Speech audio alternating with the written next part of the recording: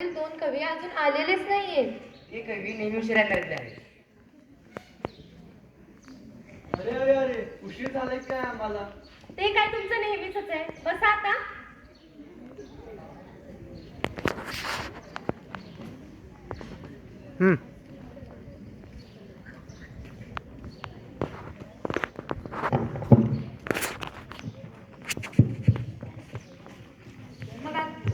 मग आजचा काय विषय आहे? काल मी माझा हा कविता संग्रह वाचत होते. अच्छा, तो चंद्रशेखर गोखले यांचा रोय संग्रह ना? हा. अरे हो, चारोळी म्हणजे 4च ओळींची कविता, पण किती काही सांगून जाते ना आपल्याला. असतात तर फक्त 4च ओळी, पण किती वेगवेगळ्या प्रकारचे भाव प्रकट झालेले असतात. अरे तुम्हाला तो उमर खय्याम माहित आहे का? तो पर्शियन कवी. हा, म्हणजे आत्ताच इराण ना. हो रे. मग त्याचं काय? अरे तोही चारोळी लिहायचा. पर्शियामध्ये त्याला रुबाई म्हणतात. मायकोर द्यायची का ती रुबाई? त्याचं एक पुस्तक आहे बरं का, त्याला रुबाईयत असं नाव देण्यात आलेलं आहे. त्याच्या रुबाईयत मध्ये तो एक चारोळी म्हणजेच रुबाई लिहिताना असं म्हणतो कि ये जले बुने हुए और जला डालने वाले इंसान, ए जले बुने हुए और जला डालने वाले इंसान, तू इतना नीच है कि दोजक की आग भी सूर्य से जलनी चाहिए. दोजक की आग. ए जले बुने हुए और जला डालने वाले इंसान, तू इतना नीच है कि दोजक की आग भी तुरी से जलनी चाहिए. तू यह कब तक कहता रहेगा, तू यह कब तक कहता रहेगा कि तू उम्र पर मेहरबानी दिखला, तू खुदा को भी सबक पढ़ाने कहाँ से आ गया है, कहाँ से आ गया. वा वा वा वा. तुम्ही आता ही पर्शियन रुबाई ऐकवलीत ना. आता मी तुम्हा सर्वांना हिंदी भाषेतील हरिवंशराय बच्चन यांनी जी मधुशाला हे काव्यसंग्रह लिहिला त्यातली एक सुंदर चारोळी म्हणून दाखवतो. हो, का नाही. अरे वा. अरे वाह, क्या बात है. इरशाद इरशाद. ऐका तर मग. धर्मग्रंथ सब जला चुकी है जिसके अंदर की ज्वाला. धर्मग्रंथ सब जला चुकी है जिसके अंदर की ज्वाला. मंदिर मस्जिद सब तोड़ चुका जो मतवाला. पंडित मोनी पादरियों के फंडे को जो काट चुका, कर सकती है आज उसी का स्वागत, ये मेरी मधुशाला, ये मेरी मधुशाला. खूपच सुंदर बर का. म्हणजे मधुशालेचंही किती सुंदर प्रकारे वर्णन केलंय कवी चंद्रशेखर गोखले यांनी. अरे ते पादरी म्हणजे चर्च मधले फादरच ना. अरे हो, म्हणजे फ्रान्सिसी क्रांतीचाही अगदी अचूकपणे उल्लेख केलाय. बरं असो, तुम्ही उर्दू आणि हिंदी मधील चारोळी ऐकून दाखवली. सोबतच रुबाई ही किती सुंदर होती. पण आपल्या मातृभाषा मराठीला कसं विसरून चालेल, हो की नाही. मराठी काय कोणापेक्षा कमी आहे का? मराठीतही अनेक चारोळ्या लिहिलेल्या आहेत. तसंच कवयित्री सिद्धी, तुम्ही जे काल सांगितलं की तुम्ही चंद्रशेखर गोखले यांचा मी माझा हा कविता संग्रह वाचला, त्यातीलच एक चारोळी मी आज तुम्हाला म्हणून दाखवते. ऐका बरं का. सरपणास टाकलेल्या ओंडक्याला एकदा पालवी फुटली. सरपणास टाकलेल्या ओंडक्याला एकदा पालवी फुटली.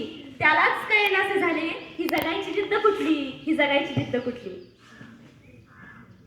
आपण मगाचपासून प्रत्येक भाषेमध्ये वेगवेगळ्या चारोळ्या, रुबाई, शायरा साजऱ्या केल्या. मग आजची मैफिल आपण चारोळ्यानेच रंगवूयात ना. अरे हो, का नाही. ठीक आहे तर मग. कवयित्री सिद्धी यांनी काल जे पुस्तक वाचलं त्यातील अनेक चारोळी मला आज आठवते, ती मी तुम्हाला सांगतो. नेहमीच डोक्याने विचार करू नये, कधी भावनांनाही वाव द्यावा. नेहमीच डोक्याने विचार करू नये, कधी भावनांनाही वाव द्यावा. आतुरलेल्या डोळ्यांना स्वप्नांचा गाव द्यावा, स्वप्नांचा गाव द्यावा. खूपच सुंदर बरं का. स्वप्नांचा गाव, किती सुंदर संकल्पना आहे नाही. म्हणजे मनुष्य कायम प्रत्येक गोष्टीचं समाधान हे डोक्याने विचार करून शोधायचं पाहत असतो, पण असं नव्हे बरं का. कवी चंद्रशेखर गोखले यांनी खूपच सुंदर प्रकारे सांगितलंय की कशा प्रकारे आपण आपल्या हृदयाला आणि त्याच्या भावनांनाही वाव दिला पाहिजे. खूपच सुंदर. असो, पुढं मी आता एक चारोळी. क्रमभर जळल्यावर मेल्यावर पण जळतात. लाकडापेक्षा माणसंच लाकडाचे गुणधर्म पाळतात. किती सुंदर संकल्पना आहे नाही. कवी चंद्रशेखर गोखले यांचे काव्यप्रतिभा खूप जास्त सुंदर अशी आहे.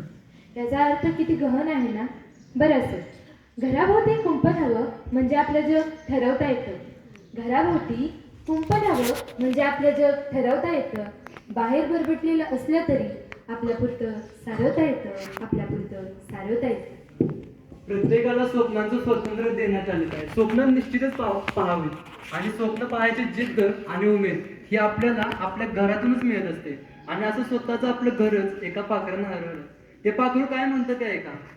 परवा एक पाखरू रानात आपलं घरटं शोधत राहायचं. परवा एक पाखरू रानात आपलं घरटं शोधत राहिलं. कसं सांगू त्याला, त्याचं घरटं पडताना मी पाहिलं. घरटं पडताना मी पाहिलं. किती किती ते दुर्दैव म्हणायचं ना. यावरून मला आठवलं म्हणून सांगतो हो. देवात जाऊन माणसं दुकानात गेल्यासारखी वागतात. देवात जाऊन माणसं दुकानात गेल्यासारखी वागतात. 4-8 आणे टाकून काही ना काही मागतात, काही ना काही. खूपच सुंदर आहे बरं काही काव्य प्रतिभा. म्हणजे मनुष्याचा विनिमयाचा दृष्टिकोन सटीकपणे दाखवलाय. बरं असो, यावरून तुम्हाला गाडगे बाबांचं ते बोल आठवतात का? अरे हो. मनी नाही भाव म्हणे देवा मला पाव, मनी नाही भाव म्हणे देवा मला पाव, देव शान पावायचा नाही र, देव शान पावायचा नाही र, देव म्हणजे बाजारचा भाजीपाला नाही र, देव म्हणजे बाजारचा भाजीपाला नाही र. खरंच खूपच गोड आवाज आहे कवी पलुसकर यांचा. आता ऐका. मी बुडताना माझा गाव ओझरता पाहिला होता. मी बुडताना माझा गाव ओझरता पाहिला होता. मला पाहायला गाव माझा काठावर उभा राहिला होता, काठावर उभा राहिला होता. खरंच खूपच सुंदर. तुम्ही आम्हाला कलियुगाचं दर्शनच दिलं या चारळीतून. म्हणजे बघा ना, जो मनुष्य प्रत्येकाच्या हाकेला धावून गेला, पण त्याला जेव्हा गरज होती तेव्हा त्यासाठी कोणच पुढे आलं नाही. खरंच यावरून मला विंदा करिंदकरांची एक बोल आठवतं. देणाऱ्यांना देत जावं, घेणाऱ्यांना घेत जावं, देणाऱ्यांना देत जावं, घेणाऱ्यांना घेत जावं, आणि घेता घेता एक दिवस देणाऱ्याचं हात घ्यावं. अगदी बरोबर. असो पुढं. मोर थुई थुई नाचतो त्याची पिसं सांडतात, मोर थुई थुई नाचतो त्याची पिसं सांडतात, लोक इतकी हुशार की त्याचाही बाजार मांडतात, त्याचाही बाजार मांडतात. किती सुंदर अर्थ आहे ना याचा. कवी चंद्रशेखर गोखले यांनी किती सुंदर असं वर्णन केलेलं आहे सध्याच्या वस्तुस्थितीचे. बरं असो. पाण्याचं वागणं किती विसंगत, पाण्याचं वागणं किती विसंगत, पोहणाऱ्याला बुडवून प्रेताला ठेवतं तरंगत, प्रेताला ठेवतं तरंगत. याचा अर्थ किती गहन आहे ना. म्हणजे या समाजामध्ये जो प्रयत्नांची पराकाष्ठा करत असतो, रक्ताचे पाणी करून कष्ट करत असतो, त्याची नेहमीच अवहेलना केली जाते. मात्र काहीही न करता समाजामध्ये आपण असे अनेक जण बघतो ज्याची नेहमीच वाहवाही केली जाते. असं हे मानवी विसंगत वर्तन त्या पाण्यासारखंच आहे. आणि माणसाचं असंच विसंगत वर्णन सांगताना कवी म्हणतात, इथं प्रत्येक जण आपापल्या घरात आणि प्रत्येकाचं दार बंद आहे. इथं प्रत्येक जण आपापल्या घरात आणि प्रत्येकाचं दार बंद आहे, तरी एकोप्यावर बोलणं हा प्रत्येकाचा छंद आहे. वा वा, खूपच छान बरं का. पण याचा अर्थ असा नव्हे एकोप्यावर बोलणं ज्यांचा छंद आहे त्यांनी तो जोपासू नये, तो नेहमीच जोपासावा. आणि आपण कवी लोक आपल्या कवितेच्या आधारे समाजाला नक्कीच बदलू. कवी ऋषभ म्हणजेच आपल्या सगळ्यांचे लाडके कवी पलुसकर यांची कविता निवडण्याची ही कला तर फारच उत्तुंग आहे की. असो. चढाओढ या शब्दाचा अर्थ आपण किती उलटा लावतो. चढाओढ या शब्दाचा अर्थ आपण किती उलटा लावतो. कोणी वर चढताना दिसला की लगेच खाली ओढायला धावतो, लगेच खाली ओढायला धावतो. खरंच अगदी बरोबर बरं का. म्हणजे वस्तुस्थितीचं वर्णन केलंय कवी चंद्रशेखर गोखले यांनी. एखादा जर प्रगती करत असेल तर त्याच्या प्रगती पथावर त्याला मागं ओढणारे 100 हात मिळतील, पण पुढे ओढणारा एकालाही हात शोधून सापडणार नाही. खरंय की नाही? इथे वेडे असण्याचे खूप फायदे आहेत. इथे वेडे असण्याचे खूप फायदे आहेत. शहाण्यासाठी तर जगण्याचे काटेकोर कायदे आहेत. अगदीच बरोबर. म्हणजे जो शहाणा आहे त्याला प्रत्येक तत्वात राहावं लागतं, पण जो वेडा आहे त्याचा प्रत्येक गुन्हा माफ होतो. ते येडा बनकर पेडा खाना असंच नाव. सही बात आहे. बरं असो पुढं. मरताना वाटलं आयुष्य नुसतंच वाहून गेलंय, मरताना वाटलं आयुष्य नुसतंच वाहून गेलंय, मला जगायचंय, मला जगायचंय म्हणताना माझं जगायचंच राहून गेलं, माझं जगायचंच राहून गेलं. काय ती काव्य प्रतिभा ना कवी चंद्रशेखर गोखले यांची. की म्हणजे मनुष्य आपण कधी समाधानी होईल याची प्रतीक्षा करत असतो, पण तो कधी समाधानीपासून समाधीकडे वळतो हे त्यालाच कळत नाही. बरं असो. प्रत्येकाला एक आभाळ असावं कधी वाटलं तर भरारण्यासाठी, प्रत्येकाला एक आभाळ असावं कधी वाटलं तर भरारण्यासाठी, प्रत्येकाला एक घरटा असावं संध्याकाळी परतण्यासाठी, संध्याकाळी परतण्यासाठी. आणि या आभाळाने एवढ्या स्वप्नांचा पाठलाग करताना कधी कधी आपण आपली स्वप्नांची पूर्ती करताना काही ना काही चूक करत असतो आणि स्वप्नांमध्ये आपल्याला असफलता येत असते. याचं कारण काय माहित आहे? आपली छोटीशी आपला छोटासा बेसावधपणा.